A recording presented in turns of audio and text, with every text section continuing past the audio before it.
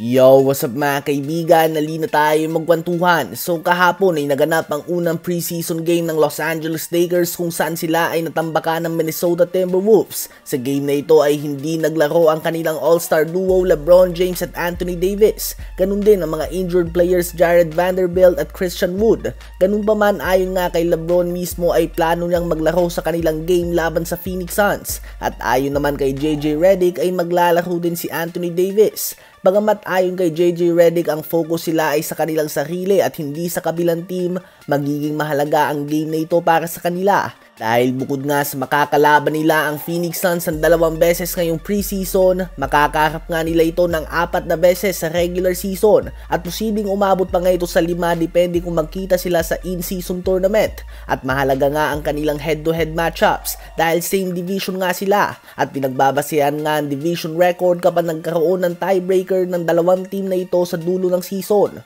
Expected din na maglalaro para sa Phoenix Suns sila Kevin Durant, Devin Booker at Bradley Beal. Kailangan din nga nila ng oras sa bumuo ng chemistry sa panibagong opensa na itatakbo ng kanilang bagong head coach Mike Budenholzer. Subalit dahil preseason game lang nga ito, asahan na hindi maglalaro ng madaming minuto ang mga star player na magkabilang koponan. Probably less than 20 minutes lang nga mga kaibigan. Asahan din na hindi sa game na ito magaganap ang pagsasabay ni LeBron at Bronny sa loob ng court. Most likely nga ay isi-save nila ang historic moment na ito sa regular season at sa official NBA game na nasa record books. Ano ba masasabi nyo tungkol dito? Habang sa mga betting odds naman para sa NBA Awards ay naunguna nga para sa regular season MVP ang Dallas Mavericks superstar Luka Doncic. Close second naman ang 3-time NBA MVP Nikola Jokic. Pangatlo si Shai Gilgeous-Alexander, pang-4 si Giannis Antetokounmpo at pang-5 si Jalen Brunson. Surprisingly ay hindi nga kasali sa top 5 si Anthony Edwards sa inaasahan na makakabelo ngayong wala na si Karl Anthony Towns sa kanilang team.